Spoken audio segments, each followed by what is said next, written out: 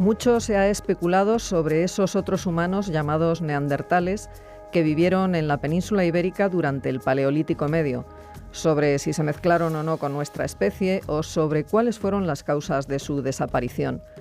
Para poder dar respuesta a estas y otras muchas preguntas, los arqueólogos y los prehistoriadores se apoyan en otras ciencias, como por ejemplo la biología. Mario Menéndez es profesor de prehistoria en la UNED y nos presenta a continuación a un especialista en paleoantropología y paleogenética, unas disciplinas que están aportando una información muy importante para saber más sobre estos otros humanos.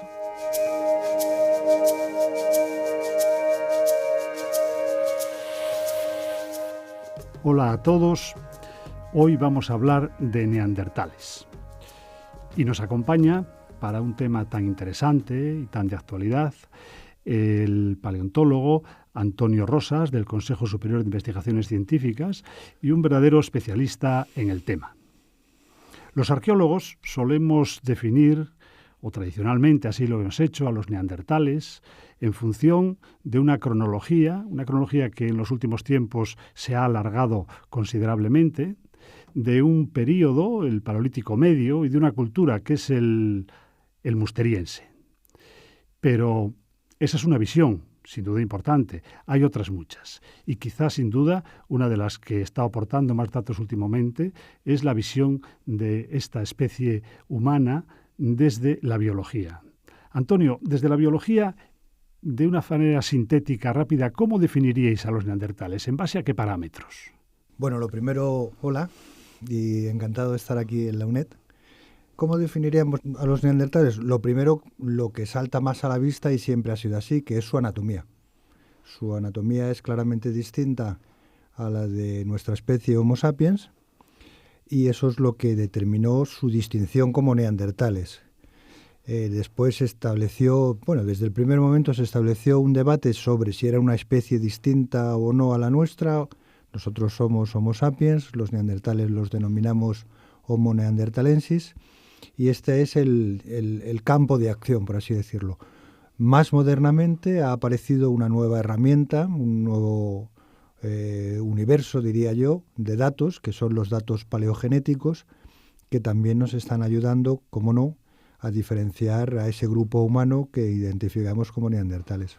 Has citado un punto de debate en la prehistoria, que es la pertenencia a la misma especie o a diferente especie del hombre moderno de los neandertales.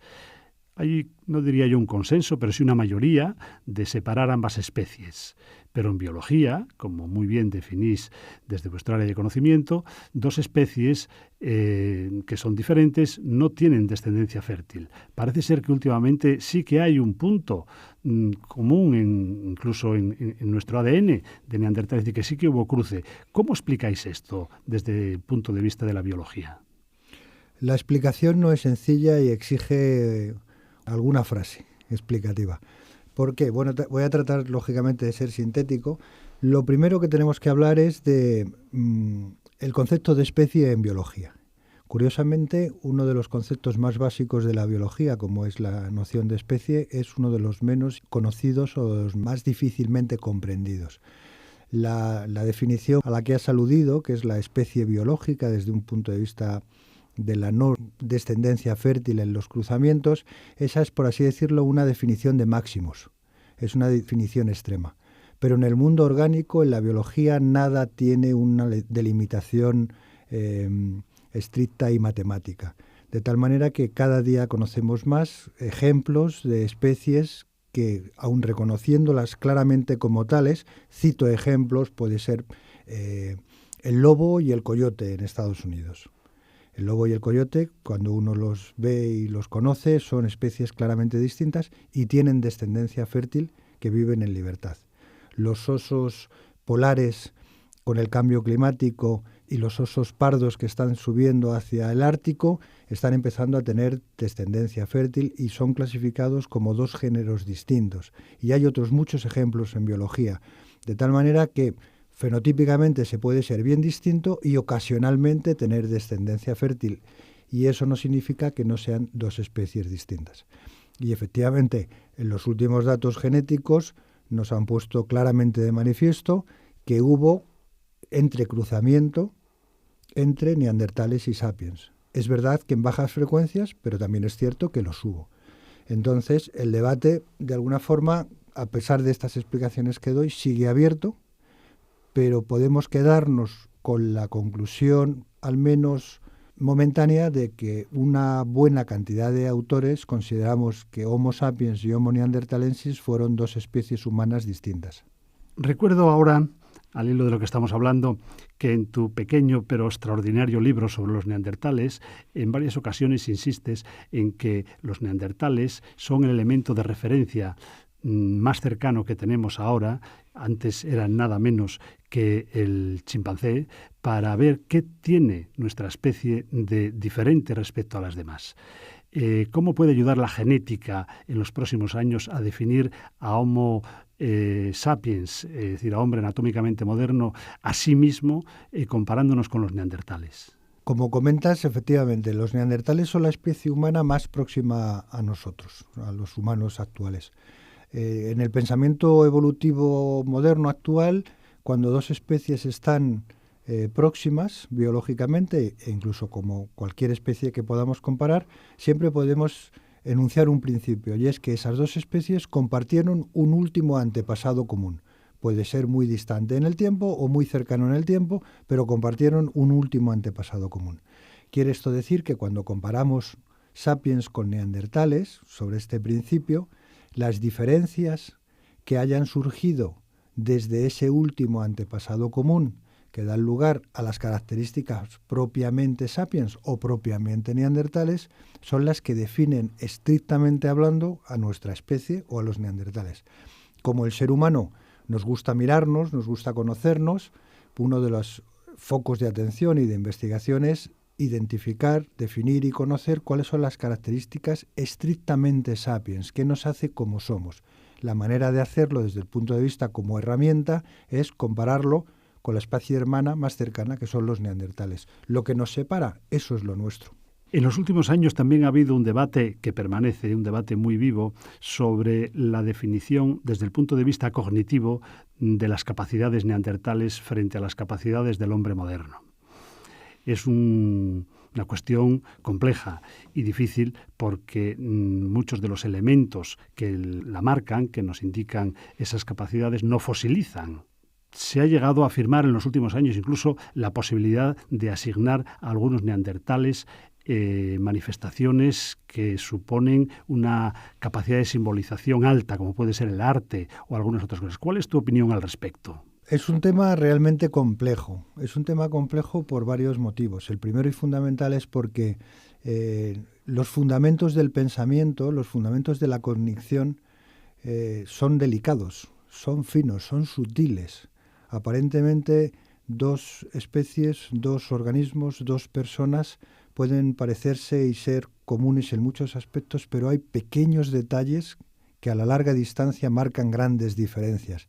Y estos suelen ser detalles finos, menores. Y esto no fosiliza, efectivamente. Y además hay una especie de paradoja en el sentido de que anatómicamente somos bien distintos y desde el punto de vista del comportamiento cada vez encontramos más similitudes. Yo no estoy de acuerdo en principio que los neandertales desarrollaran arte, pero sí es evidente que por lo menos ornamentaban su cuerpo, lo cual implica un grado de simbolismo porque nos comunicamos a través de símbolos y los símbolos están codificando el pensamiento. Por lo tanto, ¿dónde está la frontera? Es tema de investigación.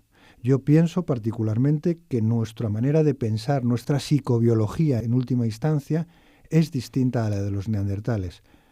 La tarea está en poder discernir variables propiamente que nos ayuden a interpretar esas diferencias. Otro elemento, otra discusión permanente y que ha dado lugar a un gran volumen alto de literatura científica y no científica, es el final de los neandertales. Sabemos cada vez más de su comienzo, de ese largo proceso de neandertalización, ¿no? que además tiene en la península ibérica testimonios, digamos, de primerísima fila para poder ser conocido y que tú conoces muy bien en Sima de los Huesos y otros sitios en Atapuerca. Pero el final de los neandertales ha dado pie a multitud de teorías, sintéticamente, porque es un tema complicado y con muchas aristas. llamadas. ¿Cuál es tu opinión al respecto? Mi opinión se puede estructurar en dos grandes aspectos. El primero, por sintetizarlo, es todas las especies, su último fin es la extinción o la evolución en otra especie.